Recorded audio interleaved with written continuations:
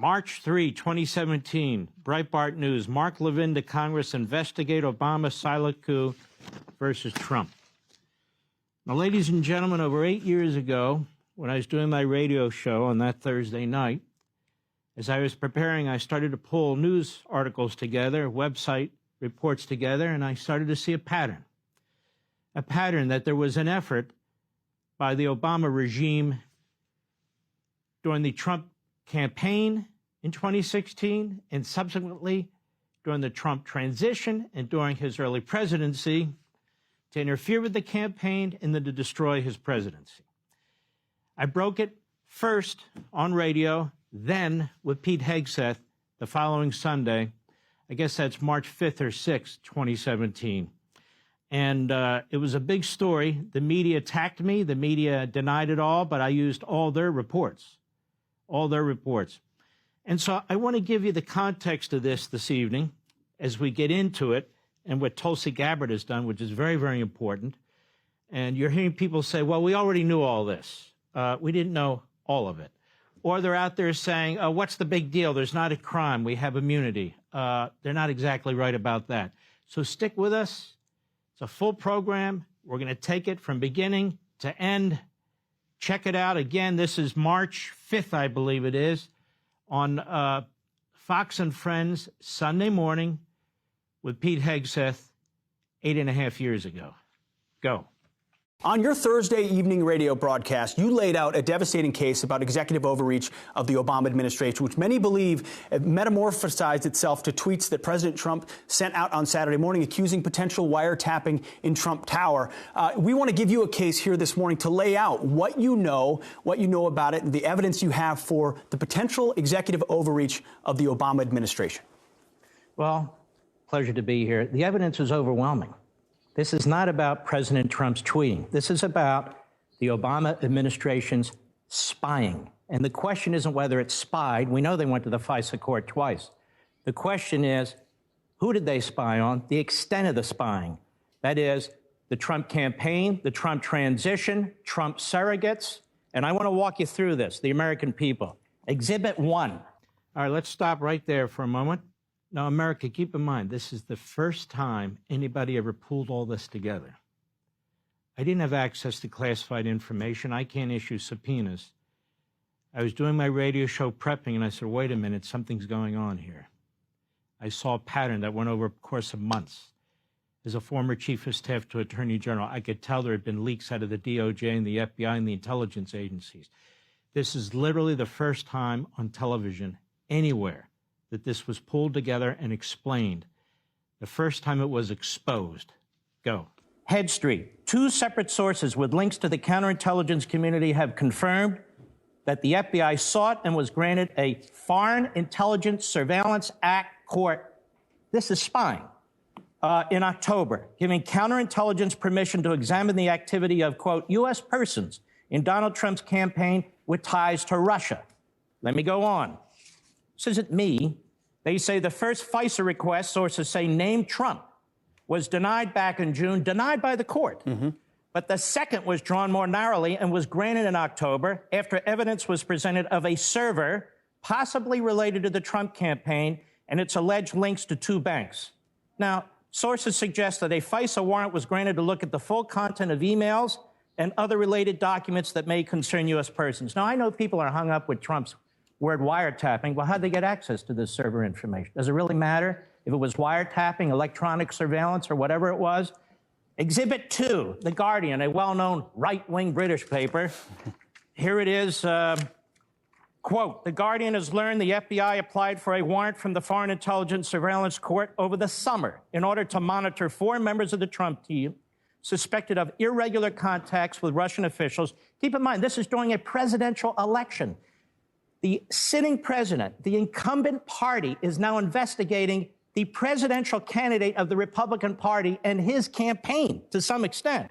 The FISA court turned down the application asking FBI counterintelligence investigators to narrow its focus. According to one report, the FBI was finally granted a warrant in October. Exhibit 3, McClatchy, another well-known right-wing newspaper. Here they have the agency's headline, FBI 5 other agencies, 5 other Obama administration agencies probe possible covert Kremlin aid to Trump. The FBI and 5 other law enforcement intelligence agencies have collaborated for months in an investigation into Russian attempts to influence the November election, including whether money from Kremlin covertly aided presidential-elect Donald Trump. 2 people familiar with the matter said the agencies involved in the inquiry are the FBI, the CIA, the NSA, the Justice Department, the Treasury Department's Financial Crimes Enforcement Network, and representatives of the Director of the National Intelligence. Are you telling me Barack Obama didn't know what was going on in 6 agencies? As you go on, how are you? Okay, keep going. I'm not done. I need to make the case because the media seems to be confused about their own reporting. New York Times, another well-known liberal outlet, intercepted Russian communications, part of inquiry into Trump associates, January 19. The FBI is leading the investigations, aided by the NSA, the CIA, Treasury Department's Financial Crimes Unit. The investigators have accelerated their efforts in recent weeks, but have found no conclusive evidence of wrongdoing. Listen to this. One official said intelligence reports based on some of the wiretap communications have been provided to the White House. This is the New York Times, another right-wing outlet. 4. Another right-wing outlet, Let's continue. New York Times again. NSA gets more latitude to share intercepted communications. In the final days of the Obama administration, the administration has expanded the power of the NSA to share globally intercepted personal communications with the government's 16 other intelligence agencies before applying privacy protections. Now, why would they do this on the way out the door? Well, March 1, Exhibit 6, Obama administration rushed to preserve intelligence of Russian election hacking. In the Obama administration's last days, listen to this, some White House officials scrambled to spread information about Russian efforts to undermine the presidential election and about possible contacts between associates of President-elect Trump and Russians across the government.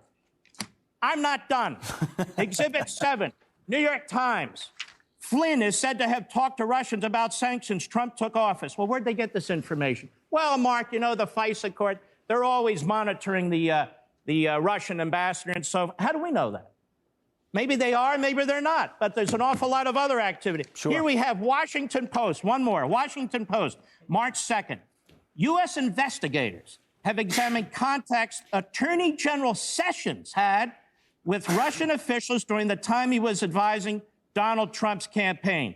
The focus of the U.S. counterintelligence investigation has been on communication between Trump campaign officials and Russia. Listen to this. The inquiry involving Sessions is examining his contacts while serving as Trump's foreign policy advisor in the spring and summer of 2016. This has been going on for a year. Well, Mark, now, as you do on your radio program, you lay out a devastating case based on public documents, as you point out, and not right-wing sources, but mainstream left-stream sources. How confident are you that this investigation, which was on so-called Russian hacking, but now the White House says this morning will be broadened to looking into executive overreach, how confident are you they will find something there? I don't know, but they already found something. The issue isn't whether the Obama administration spied on the Trump campaign or transition or certain of its surrogates. The issue is the extent of it. They went into court a second time. They were so aggressive. They waited 4 or 5 months. They go back in October, weeks before the general election. They narrow their request. All of a sudden, we have leaks coming out on Flynn. Then we have a horrible meeting that took place between Sessions and so forth. And I'm telling you, as a former chief of staff to an attorney general of the United States in the Reagan administration, these are police state tactics. Now, what did Barack Obama know? He knew everything I just read to you apart from 1 or 2 articles. You know how I know? It's in the newspapers. It's right there. So Barack Obama not only knew this, but he gets a daily intelligence briefing. And let me tell you something about daily intelligence briefings. If your attorney general and your FBI is going to the FISA court to get a warrant to investigate aspects of an opposition party in the middle of a general election campaign, how much you want to bet the President of the United States knew that? I don't want to bet you on that. Read his opinion. How does this play out in the media? How are they going to continue to cover this story? Let me first say this is the case made by the New York Times, the Washington Post, McClatchy, and the rest of them. I just put it together as a former Justice Department official. And Donald Trump here is being attacked for what he tweeted. Donald Trump is the victim. His campaign is the victim. His transition team is the victim. His surrogates are the victim. These are police state tactics. I am telling you this as a former chief of staff to an attorney general. If this had been done to Barack Obama, all hell would break loose. And it should. And Barack Obama's statement is pathetic. Mark? Let me just say this. Where does it go from here? They ought to release both FISA court applications where they sought the warrant. The one in the summer and the one in October. So we know exactly what they were doing. That's number one. Number two, Congress needs to see the daily presidential intelligence briefings over the past year or so. Those are the beginnings of a serious investigation. Number three, for the Republicans in Congress, you control the majority. If the Democrats do not want to assist, and they won't, because I'm starting to think Chuck Schumer and the others are participating in all this cover-up activity, then plow ahead without them. But this is important to the country. We cannot have a sitting presidential administration unleashing 6 federal agencies, intelligence and law enforcement. I don't mean the president personally sitting there and saying, you know what, Valerie, let's go get him. Obviously, the attorney general and the FBI were involved in this. This is how you get a FISA court application prepared and submitted. Do you think former President Obama was involved in this? And if so, how much was he involved? I'm not Nostradamus here. I just think that we ought to find out. But I will tell you this. He's more involved than he says. I mean, it's his executive branch. It's his Justice Department. Mine's been the IRS. All of a sudden, the IRS is targeting American citizens. I don't know anything about it. We have reporters, including James Rose in the AP, where the Obama administration did more investigations of reporters than any administration in American history. They're quite capable of these things. But it doesn't matter. We want to know what took place, and there ought to be public hearings on this stuff, too. I agree with the Democrats. Let's get to the bottom of this. So join me. Join us. This is the public record. Yeah. It's the newspaper of record, the New York Times. Let's go. So this was the first that this was ever presented on broadcast media, television, on that Sunday morning in March. The next night I was on Hannity and further elaborated on it. Before that Thursday before, on March 3rd, I went on radio, as I mentioned, and I was pulling it together. And Breitbart did an excellent job. Joel Pollack, radio host Mark Levin, used his Thursday evening show to outline the known steps taken by President Obama's administration in the last months to undermine Donald Trump's presidential campaign and later his administration. Levin called Obama's effort police state tactics, suggested that Obama's actions, rather than conspiracy theories about alleged Russian interference in the presidential election to help Trump, should be the target of congressional investigation. Drawing on sources including the New York Times and the Washington Post, Levin described the case against Obama so far based on what is already publicly known. The following is an expanded version of that case, including events that Levin didn't mention specifically, and it goes on some length.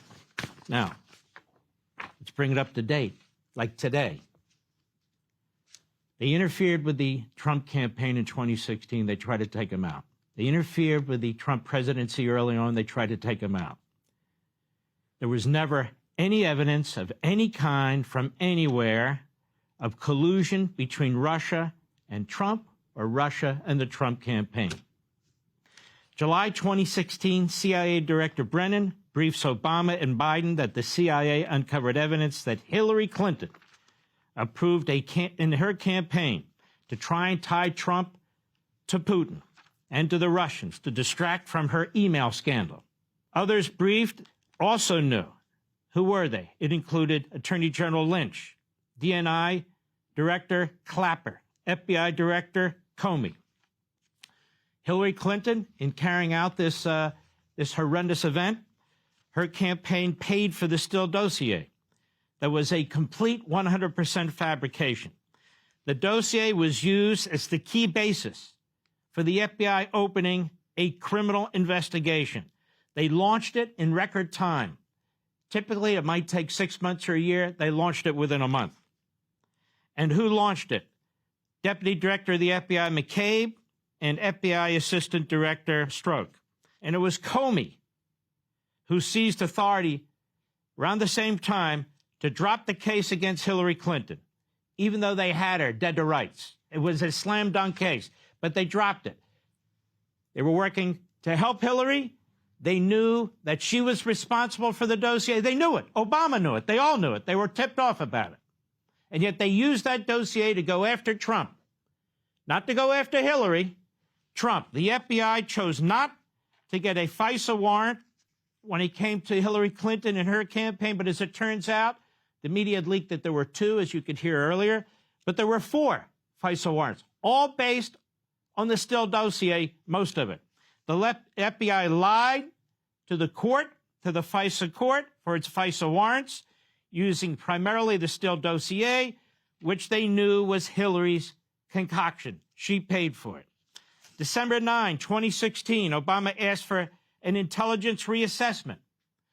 Now, this is where Tulsi Gabbard has bombshell information. It's funny, I'm here. There's nothing new here, people say.